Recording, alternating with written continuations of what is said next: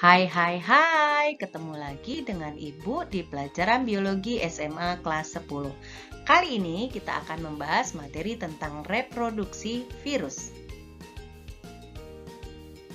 Pada pertemuan sebelumnya, kita sudah membahas bahwa virus menunjukkan gejala atau ciri seperti makhluk hidup, yaitu virus dapat bereproduksi. Kali ini kita akan membahas bagaimana sebenarnya virus bisa bereproduksi. Virus berkembang biak dengan cara replikasi atau perbanyakan diri. Untuk berkembang biak, virus memerlukan lingkungan sel yang hidup. Karena energi dan bahan untuk sintesis protein virus berasal dari sel inang. Asam nukleat virus membawa informasi genetik untuk menyandikan semua makromolekul pembentuk virus di dalam sel inang, sehingga virus baru yang terbentuk memiliki sifat yang sama dengan sel induk. Ciri yang menunjukkan virus dapat bereproduksi adalah jika berinteraksi dengan sel inang, virion akan pecah dan terbentuk partikel-partikel turunan virus. Keberhasilan virus dalam bereproduksi bergantung kepada jenis virus dan kondisi ketahanan sel inang. Virus dapat menginfeksi sel bakteri, sel hewan, sel tumbuhan, dan sel manusia.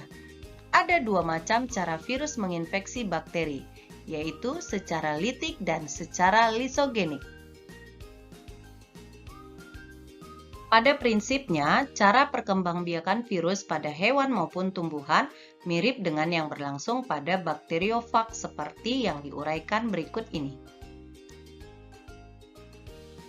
Tahap pertama dari siklus litik yaitu fase absorpsi.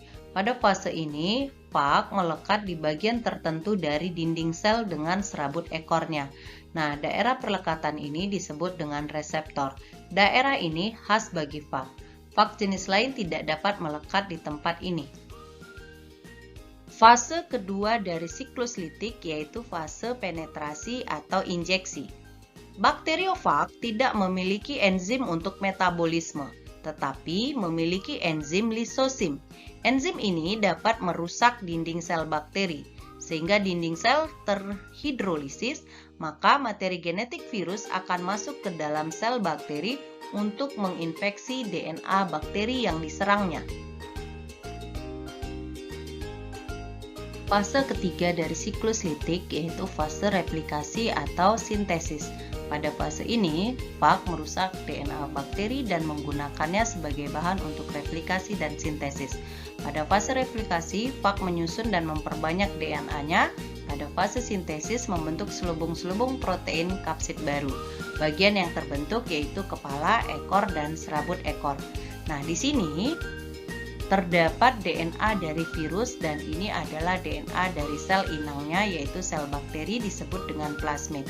Pada fase replikasi, DNA virus akan memperbanyak dirinya, menggandakan dirinya, kemudian dia akan merusak DNA dari sel inang untuk memerintahkan sel inang agar membentuk komponen-komponen penyusun tubuh virus seperti kepala, ekor, dan serabut ekor. Fase keempat yaitu fase perakitan atau pematangan. Di sini, komponen-komponen fag akan disusun membentuk fag baru yang lengkap dengan molekul DNA dan kapsidnya. Jadi, pada fase sebelumnya telah terbentuk kepala, ekor, dan serabut ekor. Nah, pada fase ini akan dirakit menjadi virus-virus utuh yang disebut dengan virion. Fase terakhir dari siklus litik yaitu fase pembebasan atau lisis. Nah, setelah fag dewasa, sel bakteri akan pecah atau lisis, sehingga fag yang baru akan keluar. Jumlah virus yang terbentuk mencapai 200 buah dan waktu yang diperlukan sekitar 20 menit.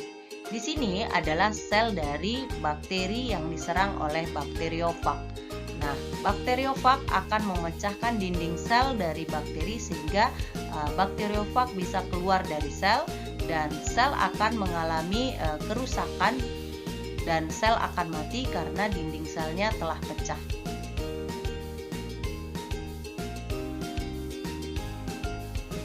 Hal yang perlu diingat dari siklus litik yaitu siklus litik terjadi jika pertahanan sel inang lebih lemah dibandingkan dari daya infeksi virus, sehingga tahap absorpsi penetrasi, sintesis, pematangan, dan lisis dapat berlangsung dengan cepat. Virus yang mampu bereproduksi dengan siklus litik disebut dengan virus virulen. Pada siklus litik, sel inang akan pecah dan mati serta terbentuk virion-virion baru. Nah, bagaimana dengan siklus lisogenik? Apa bedanya dengan siklus litik? Kita simak penjelasan berikutnya mengenai siklus lisogenik pada virus. Siklus lisogenik. Tahap pertama yaitu fase absorpsi dan infeksi. Pada fase absorpsi dan infeksi, peristiwa yang terjadi sama halnya dengan fase absorpsi pada infeksi secara litik, di mana fag menempel di tempat yang tepat yang spesifik pada sel bakteri. Tahap kedua yaitu fase penetrasi.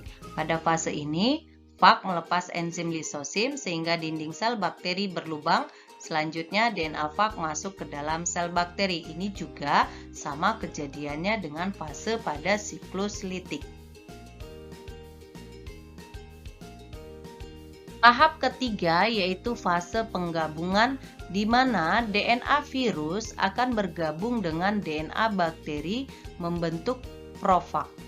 Nah, dalam bentuk profag, sebagian besar gen berada dalam fase tidak aktif, tetapi sedikitnya ada satu gen yang selalu aktif. Gen aktif berfungsi untuk mengkode protein reseptor yang berfungsi menjaga agar sebagian gen profag menjadi tidak aktif. Tahap keempat yaitu fase replikasi. Saat profag akan bereplikasi, itu artinya DNA fag juga turut bereplikasi. Kemudian ketika bakteri membelah diri, bakteri menghasilkan dua sel anakan yang masing-masing mengandung profag. DNA fag dalam profag akan terus bertambah banyak jika sel bakteri terus membelah. Hal ini terus terjadi hingga sel inang melemah dan virus mampu mengendalikan metabolisme sel inang. Jadi, pada siklus lisogenik, DNA virus yang sudah bergabung dengan DNA bakteri membentuk profag. Jadi DNA virus tidak merusak DNA dari bakteri sehingga sel tidak mengalami peristiwa lisis. Jadi proses penggabungannya disebut dengan profag. Karena sel tidak mengalami lisis atau pecah, maka sel akan tetap hidup dan melakukan pembelahan. Nah, ketika sel melakukan pembelahan, DNA virus akan terus tetap mengganda bersama dengan DNA dari bakteri. Pada saat sel inang melemah, bakteri lisogenik dapat diinduksi untuk mengaktifkan profagnya. Pengaktifan ini mengakibatkan siklus lisogenik akan lanjut menjadi siklus litik. Jadi setelah sel membelah, profag ikut terus membelah bersama sel, kemudian bisa diinduksi menjadi siklus litik, maka akan lanjut ke tahap seperti siklus litik yang sebelumnya, di mana akan dilanjutkan menjadi tahap sintesis, perakitan, dan terakhir tahap lisis. Siklus lisogenik terjadi jika sel inang memiliki pertahanan yang lebih baik dibandingkan daya infeksi virus, sehingga sel inang tidak segera pecah, bahkan dapat bereproduksi secara normal dengan membelah diri.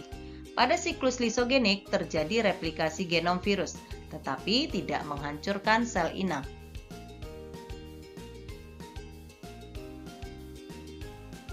Pada siklus lisogenik, DNA fag berinteraksi ke dalam kromosom sel inang membentuk profag. Tidak terbentuk virion baru. Profag di dalam sel anak inang dapat menjadi aktif dan keluar dari kromosom sel inang untuk memasuki tahap-tahap siklus litik.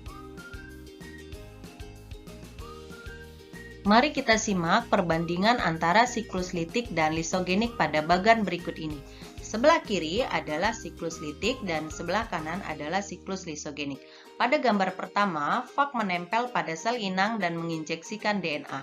Jadi di sini ada dua fase yang terjadi. Fase pertama yaitu absorpsi, di mana virus menempel pada sel inang.